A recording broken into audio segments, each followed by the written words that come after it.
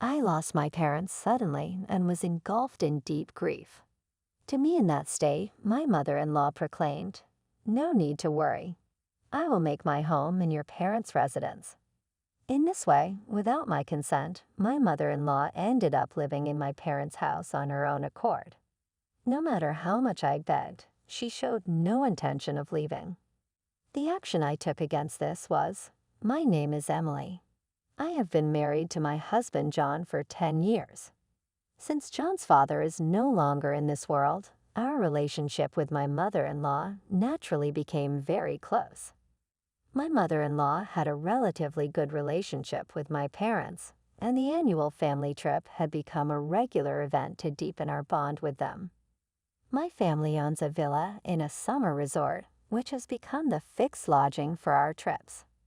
My mother-in-law was very fond of this villa, always saying with emotion, "I want to live here." However, those peaceful days came to an abrupt end. My parents passed away, involved in an accident. The shock made it impossible for me to go to work, and I fell into mild depression. During this time, my husband John silently continued to support me. As I began to truly accept my parents' passing, John started saying, "To be honest, there's been a lawyer wanting to discuss inheritance matters for a while now." I asked them to wait until Emily felt emotionally stable.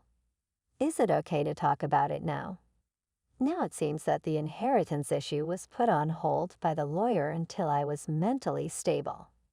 I deeply appreciated my husband's thoughtfulness and contacted the lawyer. The lawyer kindly made his way to our home. Since Emily is the only child and the other relatives have already passed away, you are the sole heir, he explained, detailing my parents' estate. At that moment, the doorbell rang. The visitor was my mother-in-law. "Hello, I heard you have recovered, so I thought I'd drop by. How about some tea?" She entered the room without hesitation, holding a gift. Mother, actually we are in the middle of handling inheritance procedures right now." "Oh, that's convenient. Actually, I wanted to talk about that. You know the lovely villa your parents owned. I wanted to talk about that in front of the lawyer," she boldly stated. This shocked and took both the lawyer and me aback. "Excuse me, what are you saying? You don't have any inheritance rights, do you?" "I'm well aware of that. You are the only heir, right? So all that property belongs to you." "Yes, the lawyer was just explaining that to me.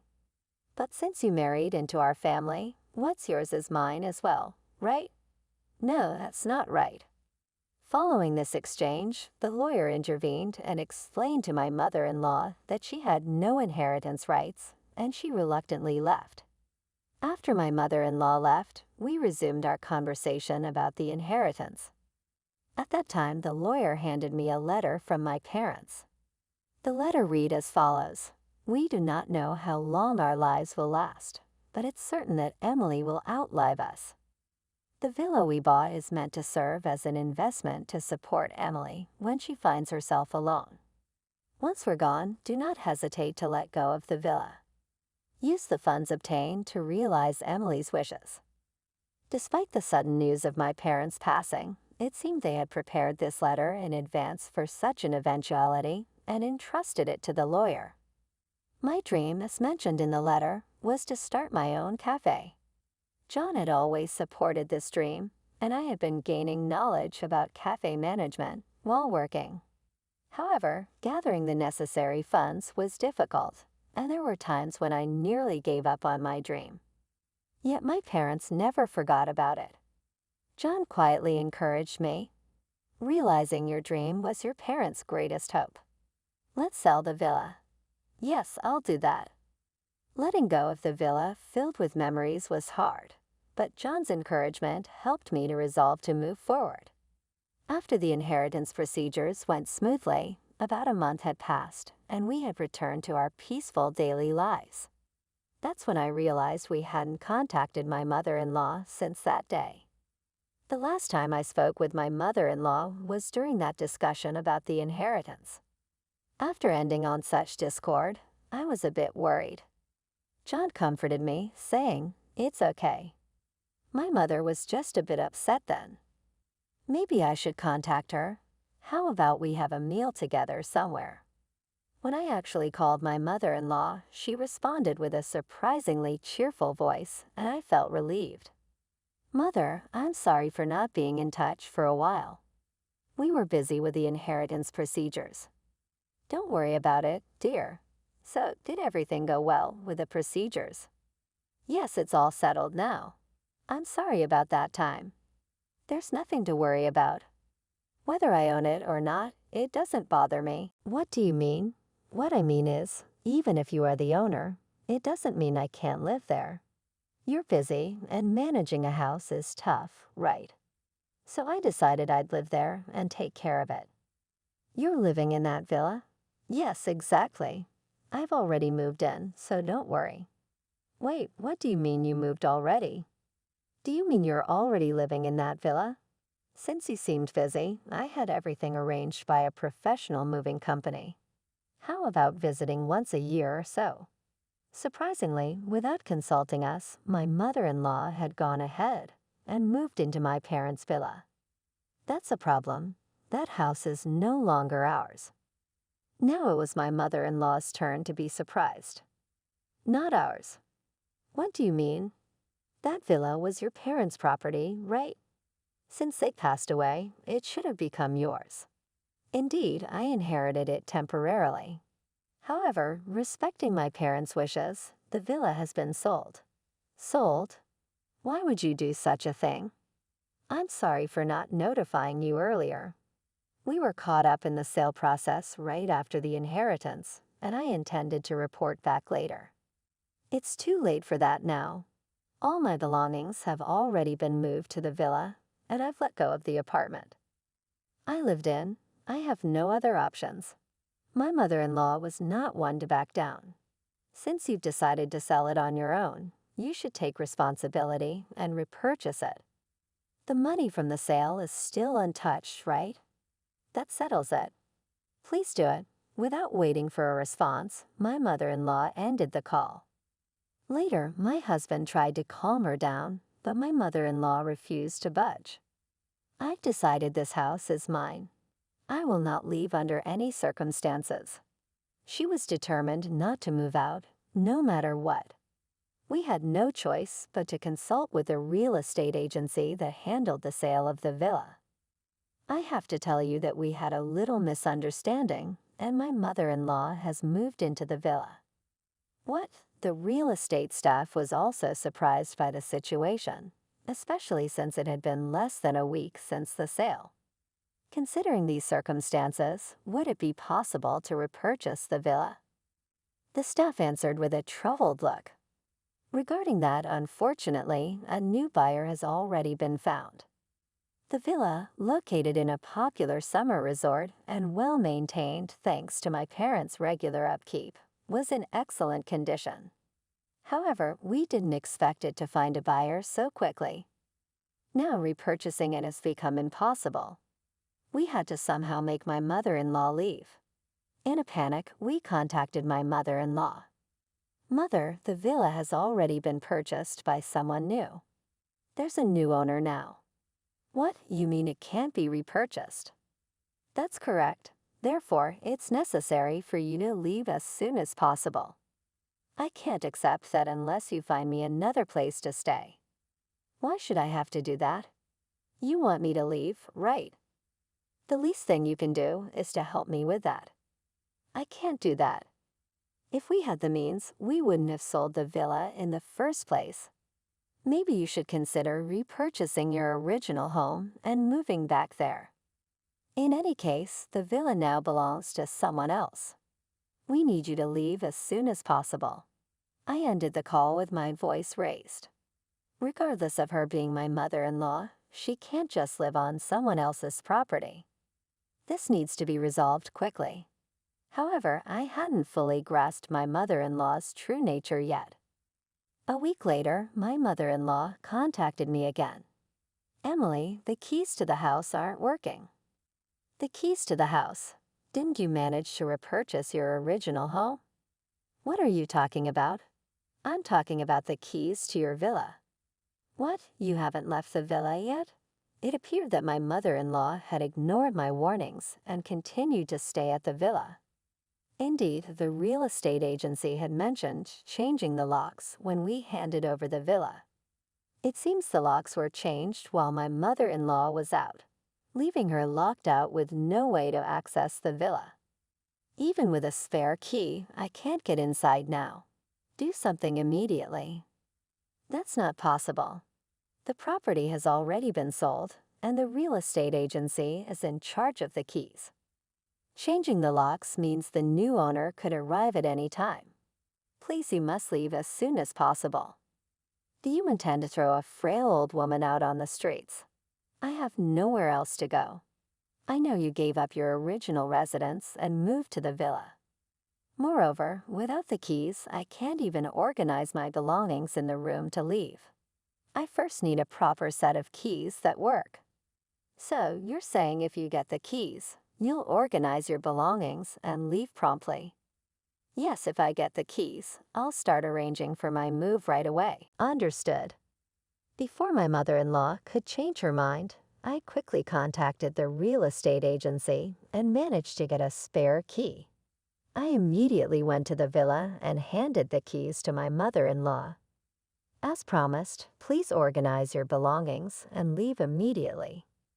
Yes, I'll proceed with the move as promised. However, despite daily check-ins, her responses remained vague, indicating a lack of intent to leave the villa. My patience was wearing thin. Mother, are you really preparing to move? To my query, my mother-in-law coldly replied, Yes, of course, but you know it takes time to prepare at my age. I can't say how much time I'll need. Taking time? You know the new owner is arriving soon, right? Feel free to come and see. The new owner wouldn't dare to evict an elderly woman from her home. No matter how many times they come, I'll send them out. I felt trapped. My mother-in-law never intended to leave the villa in the first place. She tricked me into getting a new key for her. From that moment on, my mother-in-law became a clear adversary. However, I couldn't think of a solution to make her leave. After a week of anguish, John, who was also troubled by the same problem, urgently called me over to his computer. Emily, look at this. He pointed to a video by a popular YouTube creator. Incredibly, it was our parents' villa on the screen.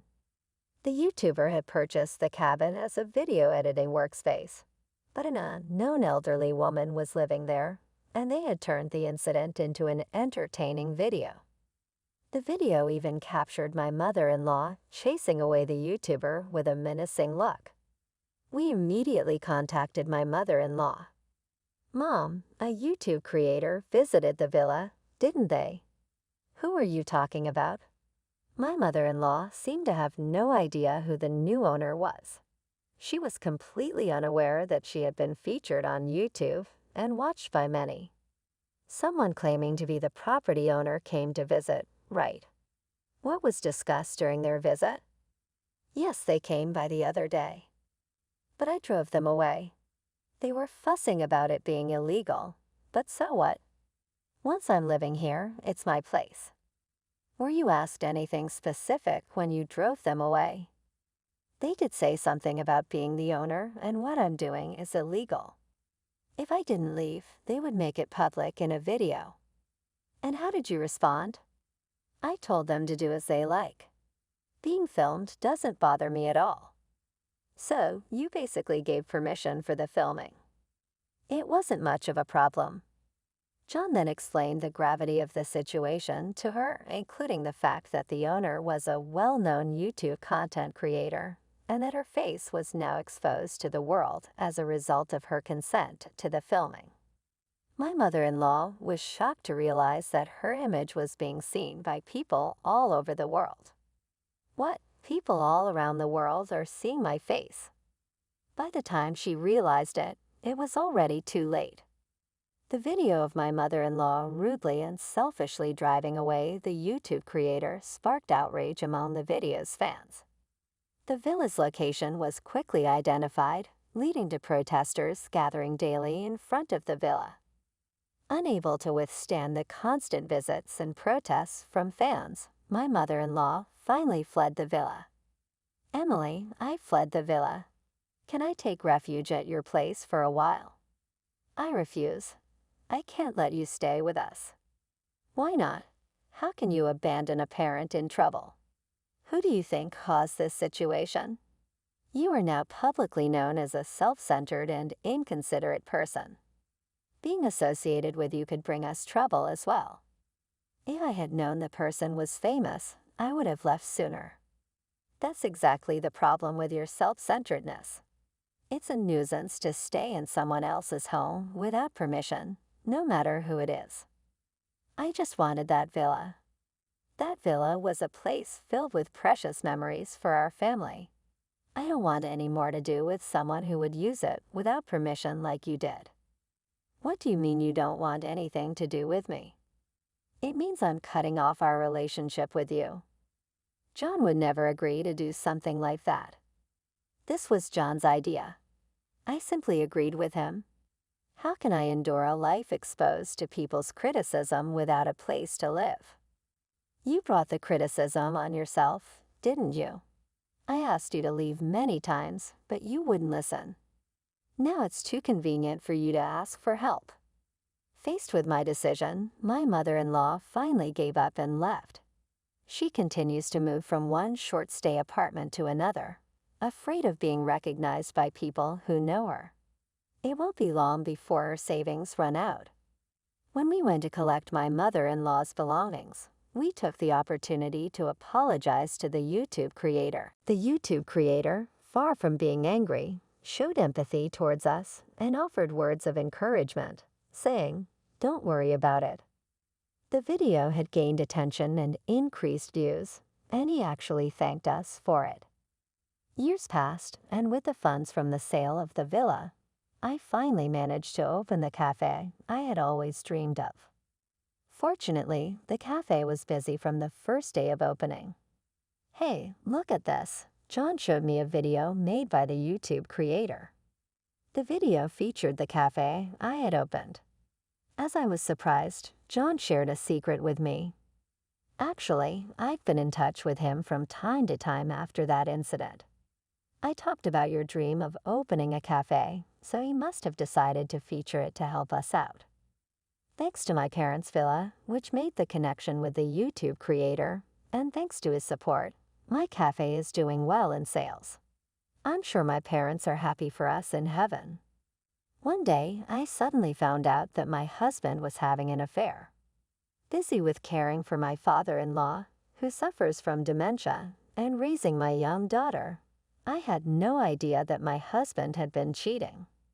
It seems that my husband had already decided to marry his mistress and was considering divorcing me beforehand. Faced with such a cruel reality, I felt like I couldn't bear it. Since it'll cause problems for my second marriage, you take care of the kid and dad, he said to me without warning. Despite the shock I was still going through, I have nothing but regret when I think about how we got to this situation.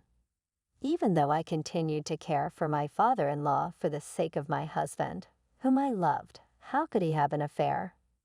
Was I just some convenient housekeeper? If he really feels that way, then he's worse than I thought. However, back then, we didn't know what kind of ending awaited us.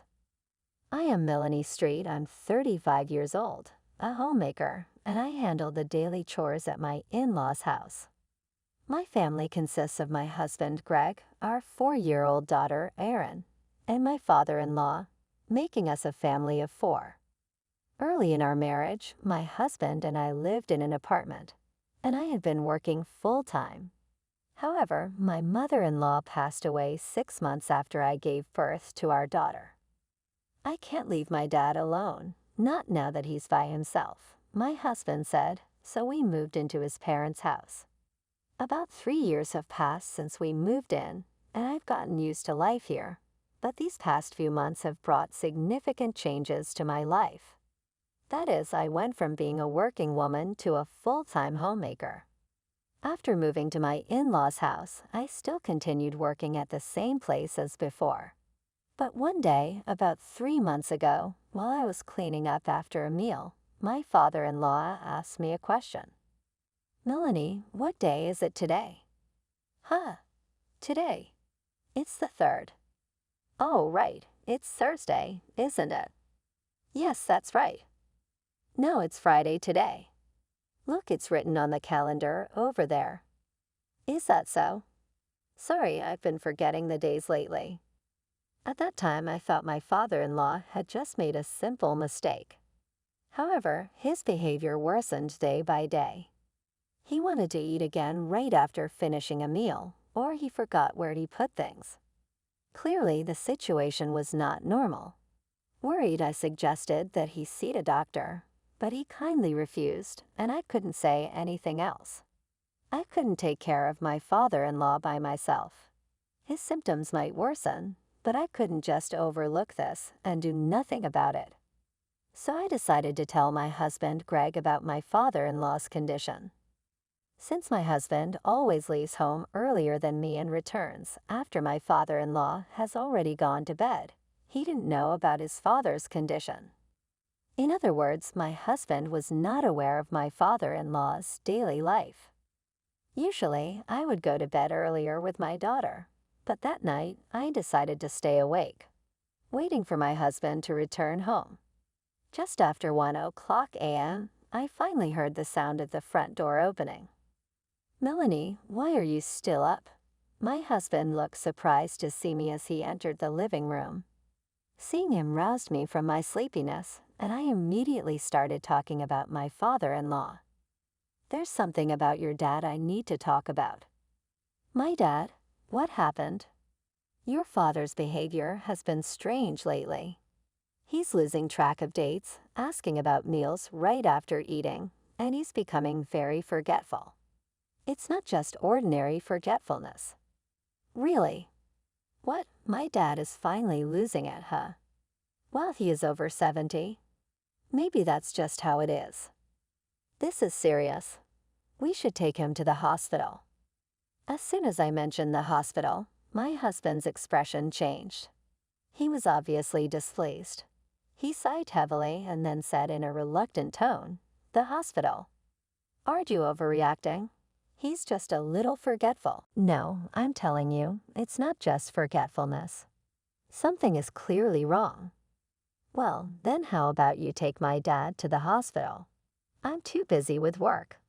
Please just handle it yourself." I had planned to do that, but your dad refused when I asked him. So I thought I needed your support. If my dad doesn't want to go to the hospital, there's no need to force him. I'd appreciate it if you didn't indulge in self-satisfaction. After saying that, Greg grabbed a beer from the fridge and started using his smartphone. When he gets like this, my words don't reach him. "I'm going to bed. Good night." I didn't get a reply, and I quietly left the living room with a sigh. I kept regularly checking with my father-in-law, but he stubbornly refused to go to the hospital. My father-in-law didn't always show symptoms of dementia. There were moments when he was very lucid. I wondered if it would be better to keep an eye on him at home for a while longer. Then one day, my father-in-law spoke to me with a serious expression. "Melanie, I need to talk to you." "What's wrong?" "Melanie, you've noticed my behavior has been abnormal lately, haven't you?" "Well, sometimes I feel strange about it myself, so I hate to ask, but could you consider quitting your job and staying at home?" "Excuse me." I was momentarily speechless at his unexpected request.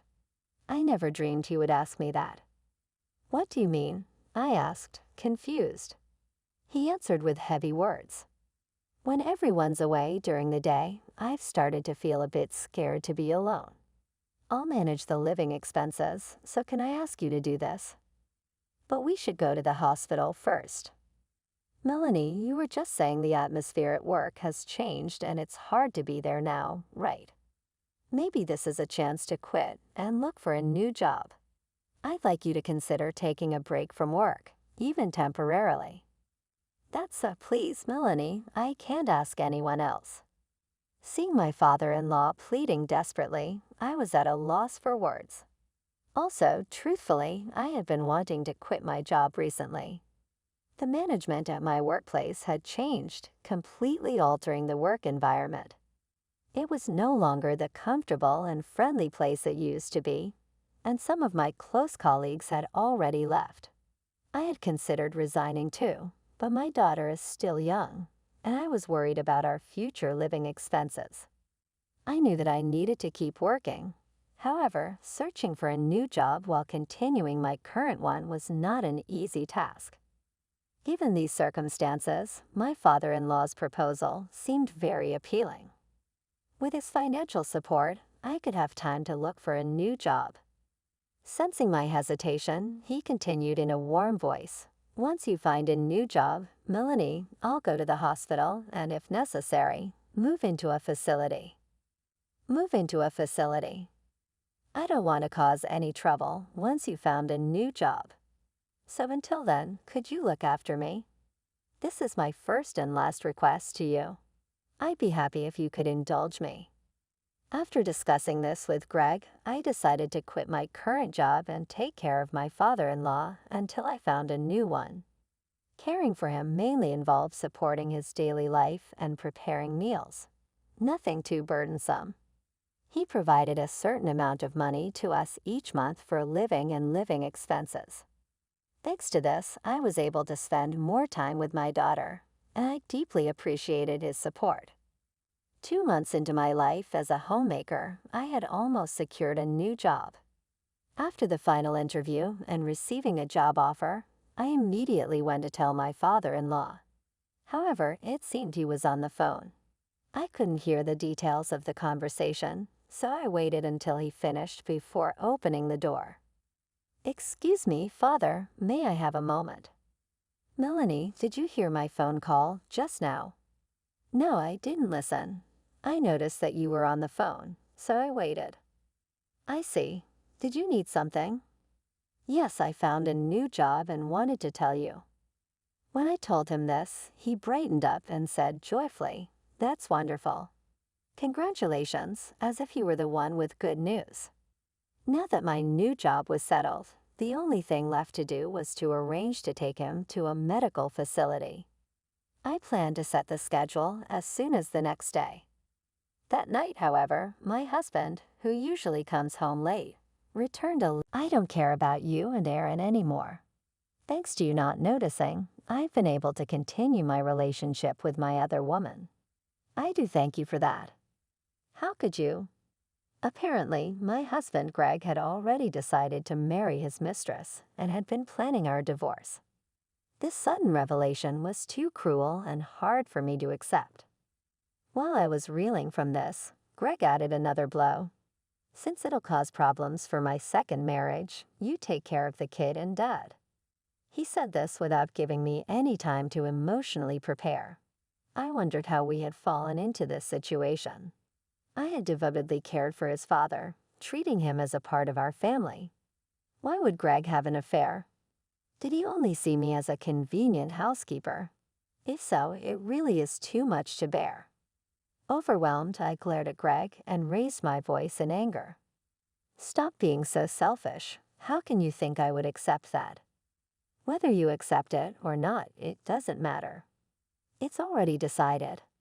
What about Aaron?" "That's why I'm saying you should take her. And while you're at it, take the annoying father with dementia too." "How can you say such things about your own father? You quit your job of your own accord, so I have no obligation to help you, right? If you can understand that much, then get out immediately." At that moment, I felt as if my heart broke. I realized that I could no longer be involved with this man. That left me with no choice but to take care of Aaron and my father-in-law myself. "Fine, I'll agree to the divorce and leave, but don't ever come into our lives again." At that, Greg smirked maliciously and replied, "Of course. Do whatever you want." Trembling with anger, I signed the divorce papers he thrust at me. Then he took them to submit to the office. When I returned home, Greg was gone, and he had left a message on my smartphone. The message read, "I'm going to live at my mistress's house until we find another place." Although I stood up to Greg, I hadn't found a place to go yet. Even if I started looking for a new home right away, it would take some time. As I was pondering what to do next, my father-in-law approached me, saying, "Can we talk for a moment?" "Father, I'm a bit busy right now. I have a lot to do." "About what you're going to do next, right?" "Don't worry, I've already prepared a room for us." "A room? Why?" "I hate to say this, but I overheard your conversation earlier. I anticipated something like this might happen soon, so I rented a room in advance." "Really?" "If you look at these, you'll understand," he said, pulling out several photographs from a brown envelope. The photos showed Greg cheating with an unknown woman. "Father, what is this?" "I'm sorry. Actually, I had suspected my son's infidelity for a while." "What do you mean?" I asked in surprise. Listening to my father-in-law, he explained that a few months ago, he woke up late at night to go to the bathroom and accidentally discovered Greg talking on the phone with his mistress. After that, my father-in-law had one of his friends who works at a detective agency investigate Greg's affair to prepare for a potential divorce. My father-in-law pretended to have dementia, urged me to improve my work situation, and recommended I change jobs. He secretly planned all this, not revealing Greg's infidelity until my life had become stable enough to handle it. He had even prepared an apartment in advance of any unforeseen circumstances. A $3 million tower mansion with significant asset value. He had been investing for a while and used the insurance money from my mother-in-law's death for our sake. "Father, I can't thank you enough for all this." "Don't mention it, Melanie. I should be the one thanking you for making my days enjoyable." "That's so. Come on, let's move out." "He thinks I've lost my mind, so now it's time for a counterattack," he whispered, revealing his plan to me. I was shocked by the surprising contents, but he smiled mischievously as if plotting something. That 2 weeks later, when I contacted Greg after moving, I immediately got an angry call. Before I could start speaking, Greg shouted at me. "What is this?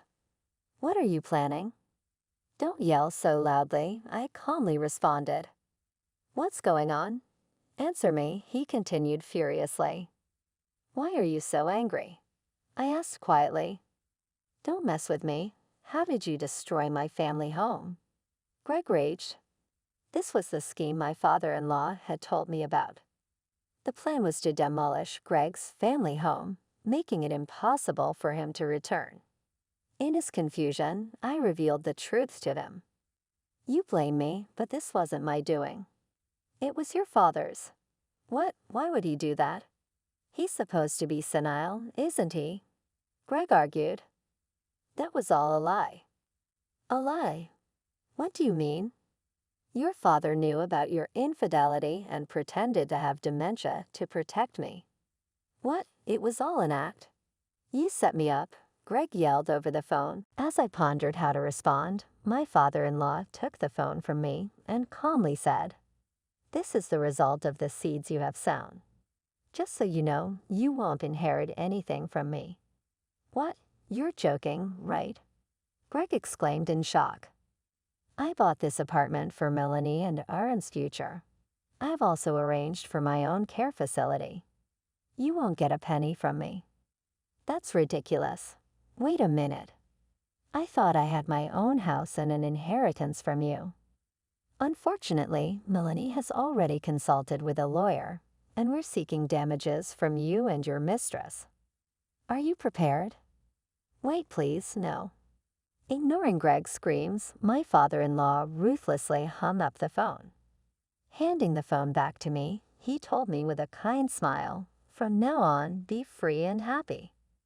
Afterwards, we filed to receive damages through a lawyer from Greg and his mistress, who it turns out was his subordinate at work. Both were transferred to separate branches, resulting in significant salary cuts. Despite their requests that we lower the amount of damages, I firmly refused. Meanwhile, my daughter and I are living comfortably in the apartment that my father-in-law prepared for us. It's conveniently located near the station, making it easy to commute to my new job. Unbeknownst to us, my father-in-law had arranged to move into a facility by himself, where he's now living enjoyably with his new friends. We visit him several times a month, talking and feeling reassured at seeing him so happy. Grateful for everything that my father-in-law has done for us, my daughter and I plan to continue our happy lives together.